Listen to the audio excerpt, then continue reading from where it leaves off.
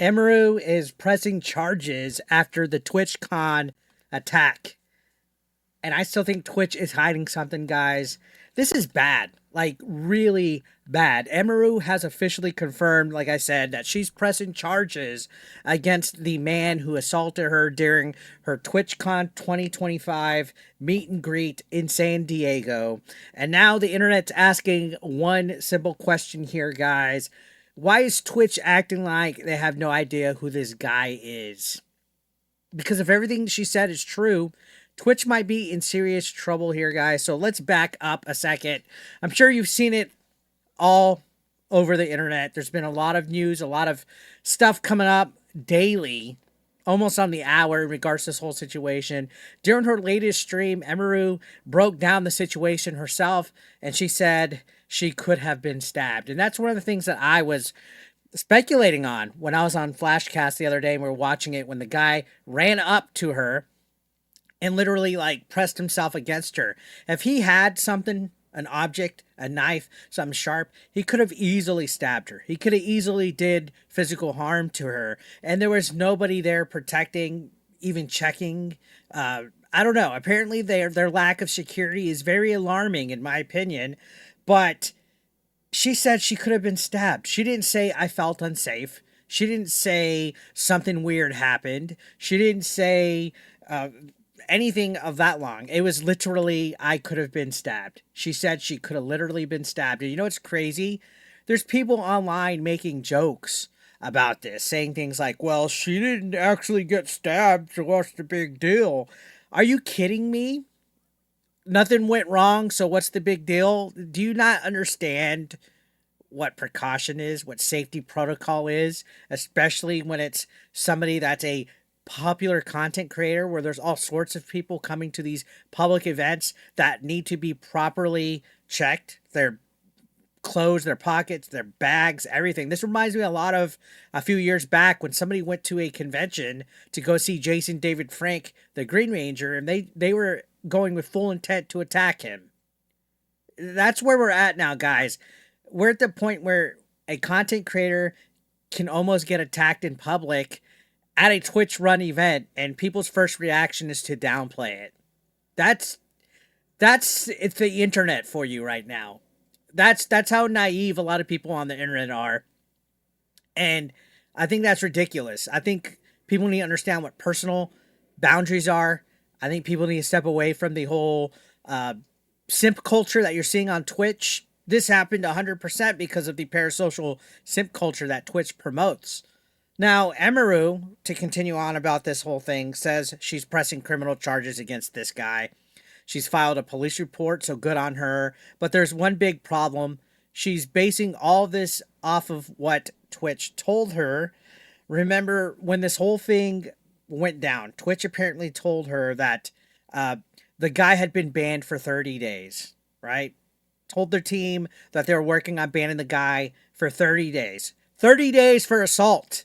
Then afterwards, people online lost their minds. Twitch walked that back, and they went ahead and claimed they were working with law enforcement. So Twitch had to back down, ban the guy apparently from TwitchCon. How do you ban somebody if you don't know who they actually are, though? They're claiming they don't know who this guy is.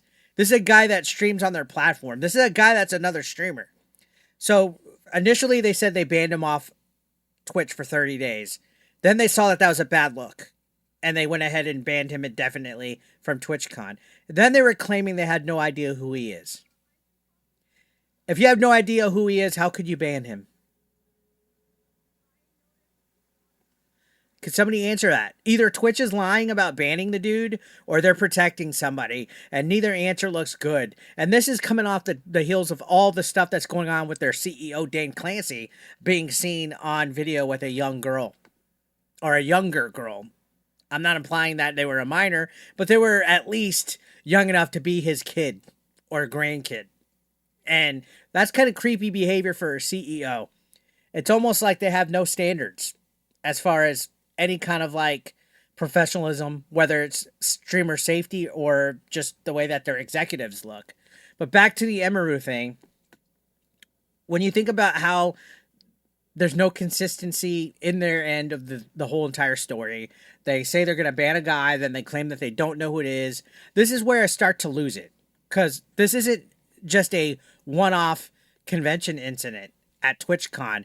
This happened on Twitch's watch, and during their official event in a space where creators are supposed to be safe meeting their fans. Instead, a guy breaks through barriers, grabs Emiru in front of everyone, and just walks away. There's footage of him walking away. No one stopped him. No one tackled him. Security didn't do a damn thing. And you want proof? Again, like I said, there's actual footage from TwitchCon showing how tight their security really is. People are walking in with fake wristbands. Scanners aren't working. Guards are waving people through like it's a McDonald's drive-through. It's all a joke. And if you look at all the other incidents that have happened throughout the years at TwitchCon, like Adriana Chekik, who I'm a big fan of her. Don't Google her if you're under 18. Just a few years back, she jumped off of a American Gladiator style podium into what she thought was a soft foam pit, broke her tailbone because Twitch doesn't care about safety of anybody. There was no sign saying, please don't jump into the foam pit. She broke her tailbone. We've seen people get stalked at TwitchCon in previous years. Even Emiru, a couple years back, was in a situation where her guard had to step in and escorted somebody out by the arm, and Twitch banned him because they didn't like how he grabbed that guy's arm. The most insulting part of all of this, Twitch's own CEO, Dan Clancy, did an interview. Somebody was interviewing them, responding to a question by saying creator safety is a top priority. Not the top priority, a top priority. That says it all, guys. Because when your CEO's out here treating safety like it's just another checkbox, right, on the list of stuff for partner contracts and sponsorship deals, you've already lost the plot. I saw an interview with Taylor Lorenz and Dan Clancy where he just looked like a bumbling idiot.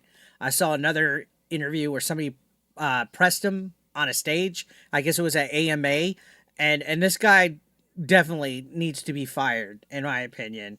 Because the truth is, TwitchCon isn't unsafe because of this one incident. Just because this one guy came up to Emiru and assaulted her. It's unsafe because Twitch created this environment that attracts this kind of chaos, guys.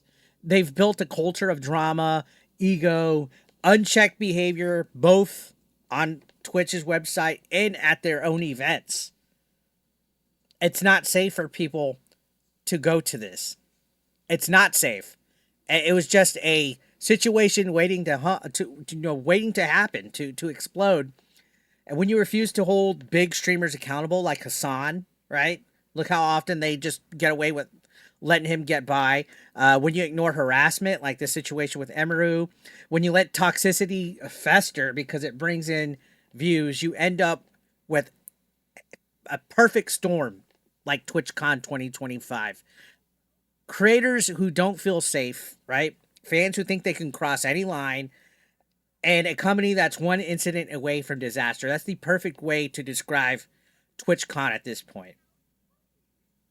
Emiru said she will not be attending another TwitchCon, and honestly, I don't blame her. I don't blame anybody that won't be returning to TwitchCon, because until Twitch admits that they lost control of their own platform and their own convention, nothing's going to change here, guys. You can't fix security with more guards or scanners. You have to fix the actual culture of TwitchCon, of Twitch.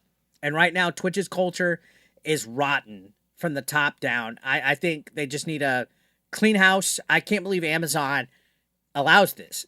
Does Jeff Bezos not give a shit? So yeah, Emiru pressing charges, and that's just the start of everything. Twitch, they better pray that the truth about that man's identity doesn't come out. I think there's something more than meets the eye here, whether he knows Dan Clancy personally or he's in with top executives at Twitch. Because if this whole situation has any kind of things hidden that come out to light, this whole thing's going to explode. I think we're not even seeing the full truth of what's happening here with this streamer. So let me know your thoughts, guys, down below. Drop it in the comments. Love to hear what you guys have to say. If you like this video, hit that like. If you disliked it, fuck it. And subscribe if you haven't. I'm on the road to 100,000 subscribers. I'd appreciate if you guys join me for the ride. This TwitchCon stuff's a mess, guys. It's a freaking gigantic mess. And again, I think we're just scratching the surface on what's about to come out here, guys. I think this is the beginning of the end.